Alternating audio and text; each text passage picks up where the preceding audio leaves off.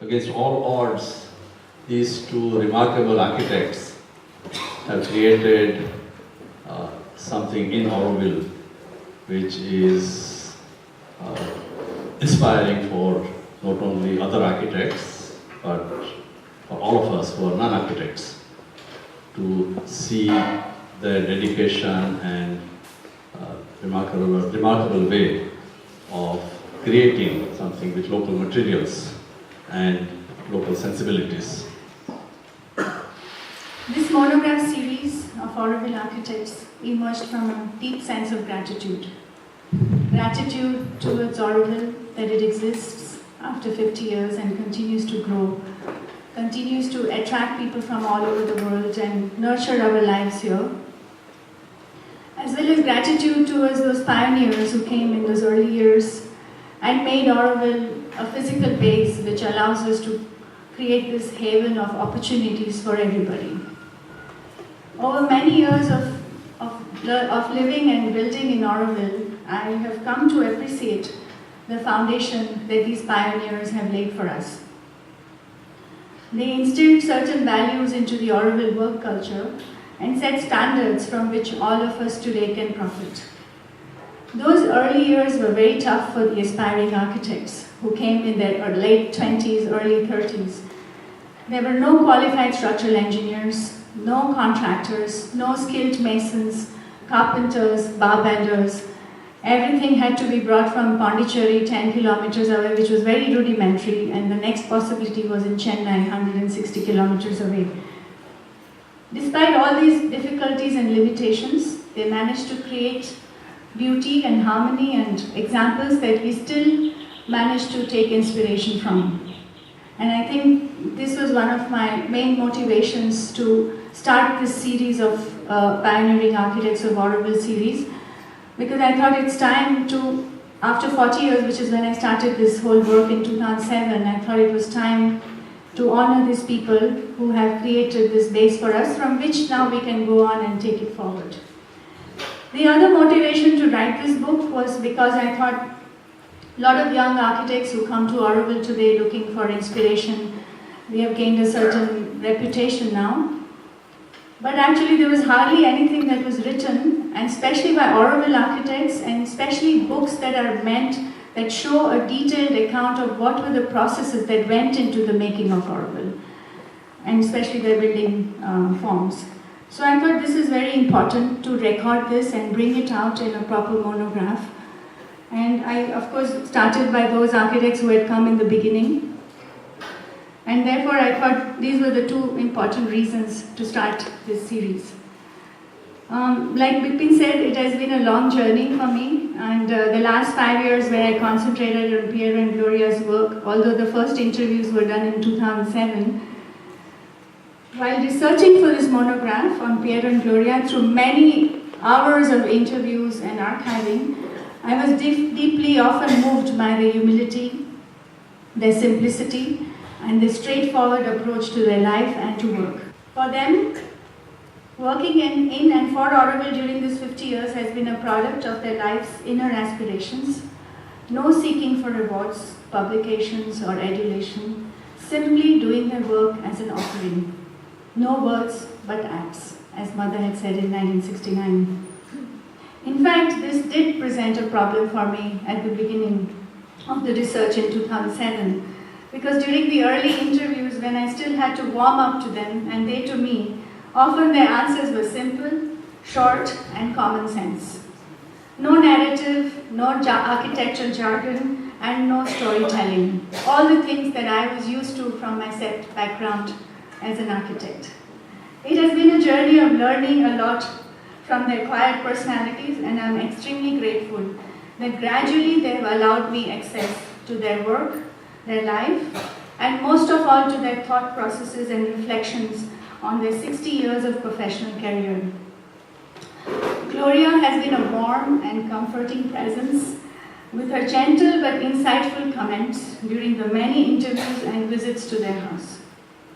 My earliest memories of Piero are from the time when I wrote my diploma thesis at CEPT on Matrimandir and the Great Pyramid, when I had to ask Piero for many drawings and many details. And eventually I also got to work on the inner chamber, laying the marble for the walls for a short time, and to attend those famous 10 o'clock meetings where details were discussed and where Piero would give out instructions for the day-to-day work. From that time to now, when I had extensive conversations on their 20 years of experience in the building of Matrimandir and leading a team of volunteer workers from all over the world with no background in construction, it has become clear to me that Piero plunged into, at the age of 36, what was a great challenge and privilege, with a grace that allowed him to grow into the proverbial master builder, dealing with all aspects from engineering, astronomy, mathematics, science, craftsmanship, philosophy, and beauty. Increasingly, I find that in order to understand the architecture of any architect, it is important to understand their background, their influences, and their inner qualities. Therefore, the book opens with a biographical chapter named Silent Sentinels and Formative Years, which traces their journey before reaching Auroville in March 1968. A short essay by architect Pino, who studied some decades later at the same school in Florence where Piero and Gloria studied, ends this section. Pino is here with us today. Thank you, Pino, for writing that.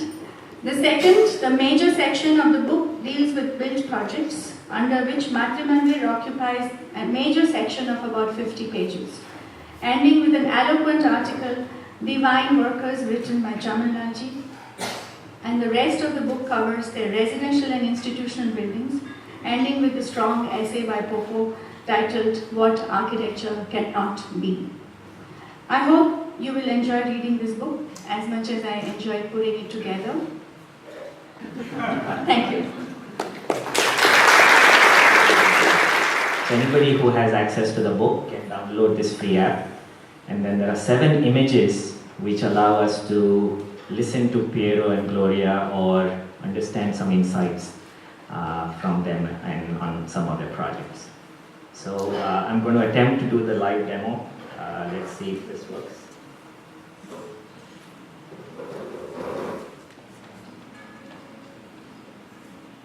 So unfortunately the audio is not playing, but there is about 20 minutes of video associated with the book, and you can experience this with scanning different images. And the book of Piero and Gloria will be presented next Monday in Mumbai by the Italian Consul on the occasion of the opening of the Week of the Italian Design. It's an event that takes place in India at the level international, so it will be an occasion to have an exposure of this work, which has been very important for India. It's an important contribution that it has been felt from the Italian side, because to show a pioneer experience of work of architect during the year were very challenging in India, as it was mentioned by Mona before, and we have been very happy that their silent work and contribution will be acknowledged all over in other places and will be acknowledged in this way. Thank you very much. We're very lucky that we have today Mira Nakashima with us, and we are going to request her to actually launch the book. So for those who don't know, Mira Nakashima worked for many years with her father, the renowned furniture designer George Nakashima, to whom Sri Aurobindo gave the name Sundarananda. He lived in Pondicherry from 1936 to 1939 and was also associated with the National Institute of Design in Ahmedabad, and has been coming to Auroville whenever he was there. He's sadly no more, but Mira continues continues his studio in New Hope, Pennsylvania, and she's the director of that studio now with her husband and brother, both of who are also here with us today. And it's a great pleasure to invite her to come and release the book. Mira, please come.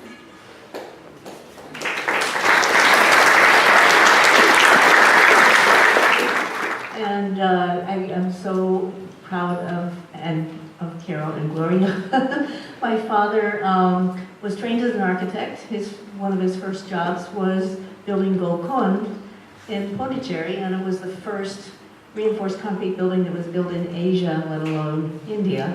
And Piero has taken this one step further by building Matrimandir wouldn't have been built without him, and I'm really grateful and congratulate you for all the hard work you've done. It's appropriate that you've been.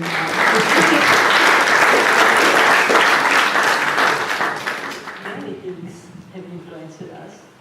And many things have been very, very important and give us a lot of joy to do.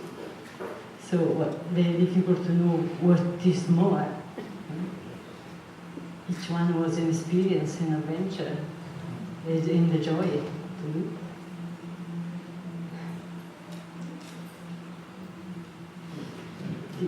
Different experience. Like this, for example, was done specially to start the international facility, no?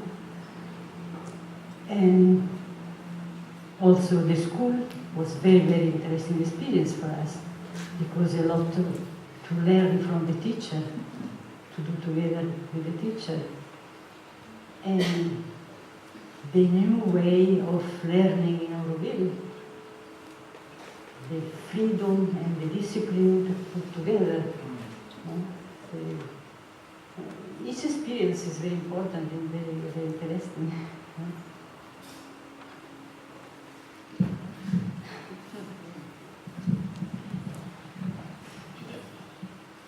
Well, there is not really a single experience, but I would say that the major experience was Auroville. When we came from Italy, we were quite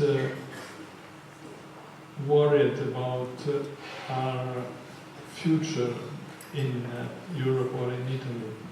And we were not so optimistic about possibilities and inspiration.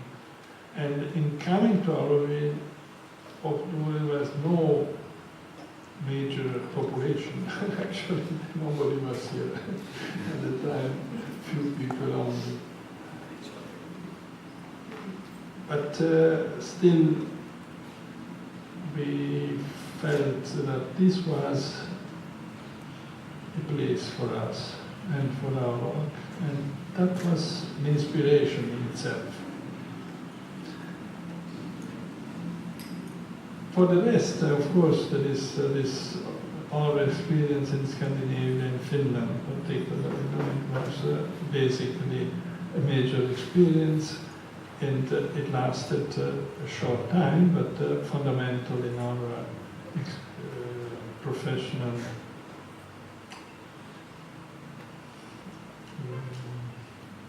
varieties of things to do.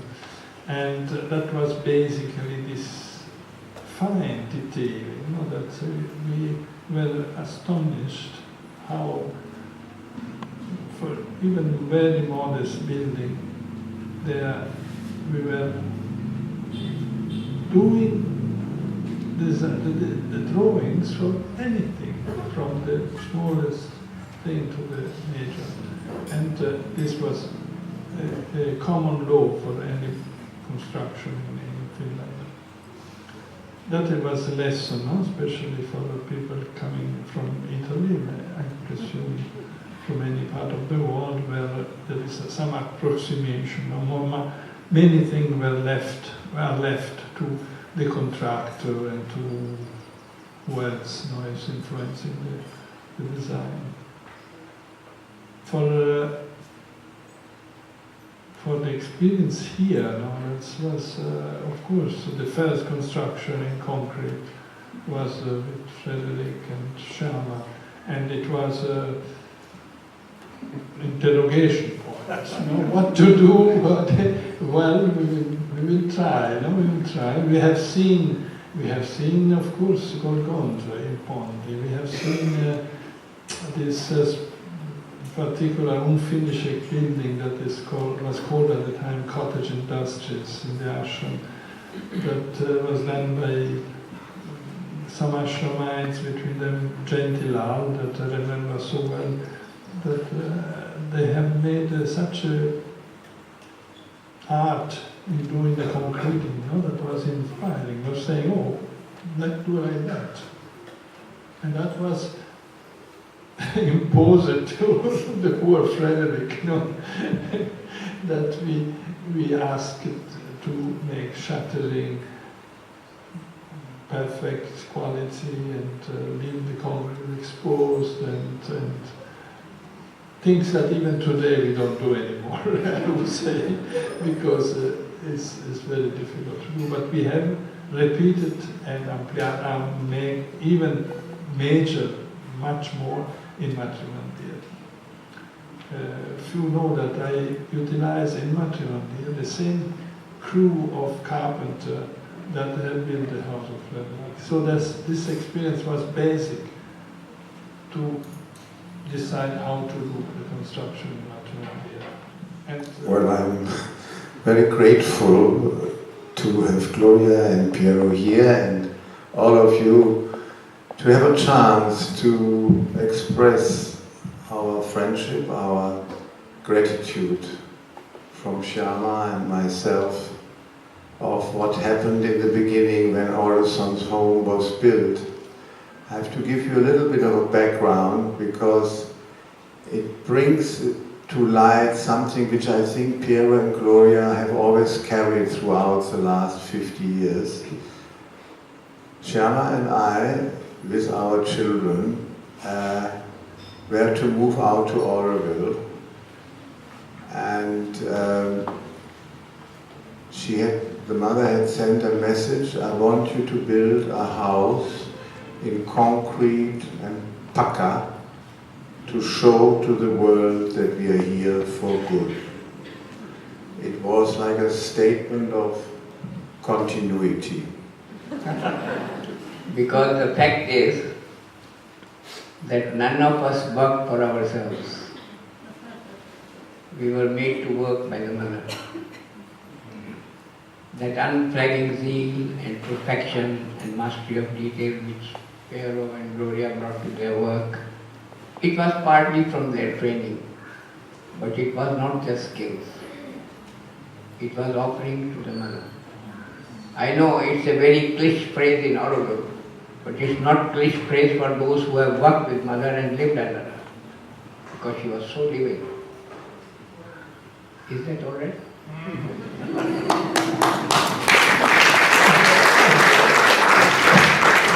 Everybody will read the book. Yeah. First of all, I want to say, to sit here in a very precise building is for me a miracle. Yeah. And when we saw that monstrous thing being excavated, it reminded me of Babylonian times, where thousands of people carrying the soil from left to right and up and down. And how you felt at that moment when you took up the decision, I don't know by what conviction or inner voice, how you felt because of the greatness of the thing. All things were peanuts in comparison, in terms of size and even in building quality were only anyhow experimental. You remember? Well, it is, as everything is a story, but can be summarized shortly by the fact that the work of Matrimandir was started by a bunch of people going in the area where Matrimandir was there, and starting digging. There was no drawing, there was no foundation plan. So it was like, and also particular, interest in particular, each one was doing his own hole. There was no coordination. There you see, starting digging or making his own pile, almost a little bit jealous of their own work. I saw that superficially and I said, oh my God, this, because also there were strange people, not used for construction, with long hair, at the time we were flooded also by young wanderer pilgrims of India, like that. And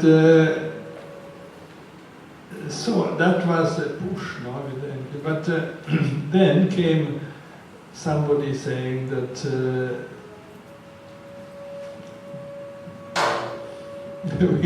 we want to start the real Matrimandir, and that was, and also there was a conversation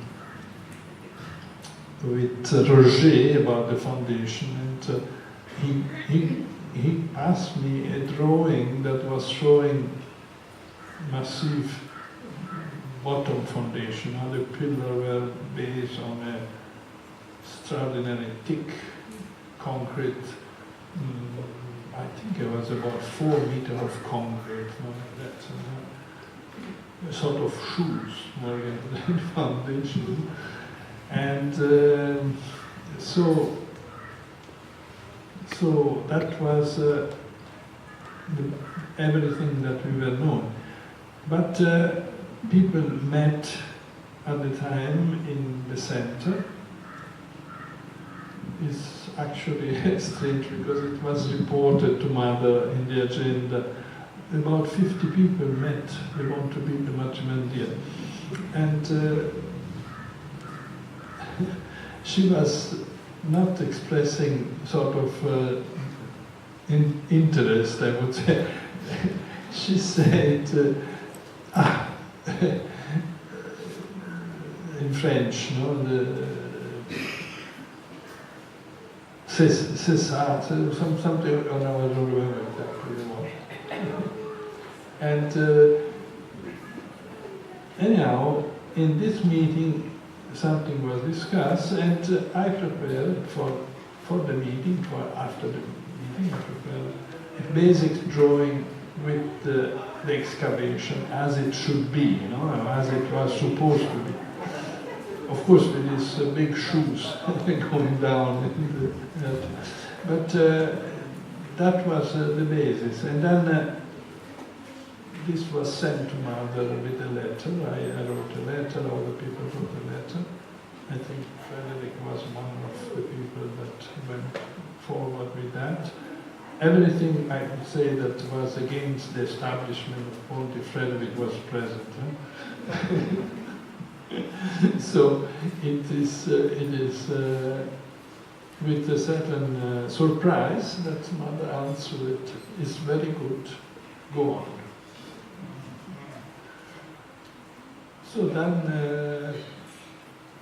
people started banging on my shoulder and say, "Oh, now we start, now go on." And so that was I was taken by that. You couldn't escape? My question is, you were apprehensive or a bit feared about the size of the big thing. That was my question. Because probably you have never done this before, no? No. Yeah, of course, but who cares? Was it not also conceived in stages? Wasn't there something where you said, okay, let them do the foundation and then maybe... No, that was after. This was after, because we started the idea to make this excavation. Then, after a few days of this approval, positive approval of the Mother with blessing and all, some people in Ponte started to put doubt. And then they said, oh, but this bunch of Auroville, what they do, is crazy. Don't allow these people. And they went to Mother and they explained. And so, then I was obliged to make some more precise and because they have proposed to employ a big contractor, a big contractor that mainly was ECC, the same as Maladivas. And this was quite amusing, because ECC, the first thing they would ask it is a big advance. And there were no money. Then what we do? And then I was, of course, looking from this point of view, I evaluated that there was no chance for starting the big one. But I propose, in a concrete way, with a program and with details, the building of the 4 foundation and the 4 piers, the big piers that hold the group. And this was, and explaining, and they explained that after that, a big contractor can still take the work in hand. So that was the move. And then we started with the idea to build the 4 pillars for a certain date. Actually, what they have been prepared of 72, but we arrived at so I like the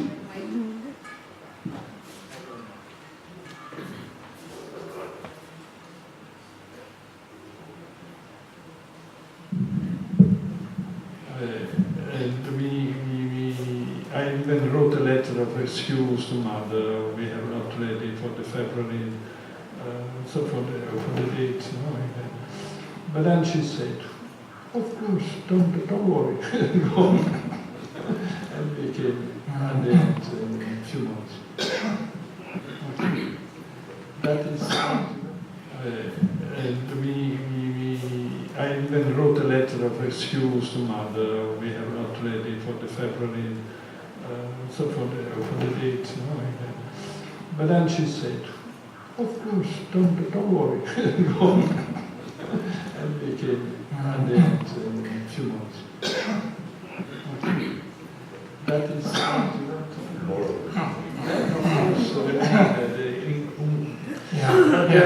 at the end, the money was slowly coming in, and we continued the work, and everybody was in agreement, and there were episodes of between various artists to decide that, and the work went on slowly for the execution. In Auroville, architects have not always gone on tremendously well with each other. English understatement.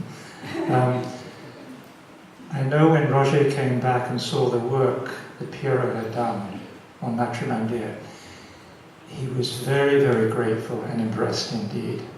And I know that Piero in this book actually also gives an appreciation of Roger, and I thought it's important on the 50th birthday that we try and pull together these different strands, because people somehow have fallen into oppositional camps, Piero or Roger. Clearly, in Pope, the styles, the approaches are very different, but I'd love to hear from Piero and Gloria, and particularly Pope now as well, their sense of what also their appreciation of Roger. I know he appreciated you very much. I think it will be like maybe something of a healing process for people here who don't know the background and how much. Would you be willing to say a few words? My problem with Roger was that his habit was to make summary projects and give the consequences to others, either in good or in bad. And when I saw his first design of Matrimandir and the way in which he was conceiving the whole thing, was saying, "Oh, but here what happened, and here what happened, and here what happened." Oh, was it plenty of interrogation points. Of course, the other aspect with Roger was that anybody that put in question his authority was immediately cancelled.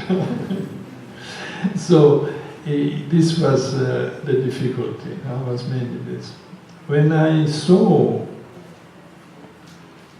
Roger went away for 9 years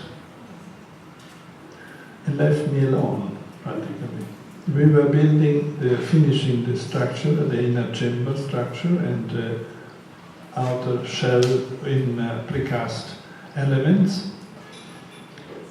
And then came back, and he resumed his work. There was some discussion about the finishing. I was I was skeptical about the decoration with the disc. I was very skeptical because I have already got I made also a trial to design those discs, and in a way I failed, completely failed. I mean, failed in the sense that I thought that the disc has to be in bronze and have to be gold-plated like a temple in India, no? Like with foil, gold foil. But my consultation with some expert from Madurai, they were coming, judging the quantity of gold, was that the quantity of gold needed was so astronomically high that, I mean, we were speaking about 120, 150 kilo of gold to be given, pure gold to be given to these guys. So I said, this will never happen. No, we were not having the money. When Roger came back, something had changed, and he found the real guy to finish that, and it was Michael Bonchi. Actually, Roger never acknowledged Michael for this extremely high quality of work. Like he had not acknowledged my work, like he had not acknowledged the work of Joel that had made the inner skin possible. But this is the way in which he was feeling to work. No, there's only one name and so on. But without Michael Bonchi, I think the Matrimandir would not be finished. The work was plastic disc, gold foil that the pigeon was scratching, experiments with other things, but not really bringing anything new. So that was when I saw that thing become possible, and then I saw that Roger, after this, probably after he realized also without him present on site it was not possible, he dedicated himself so much for the completion of the building on the lower part, say, this ramps, staircase, entrances, and that was what convinced me, that if he do the work and is here for that, the work is coming properly well at the level of Matrimandir. So he had done a beautiful finishing, and he has this fine quality of detailing and forms, and that make him very specific. So I think this has to be said. Okay. Thank you, Piero. It's very nice to hear that from you. Thank you. I think, unless Bobo, you wanted? I think we'll call a break there. Thank you very much indeed for everybody's being here. Thank you very much.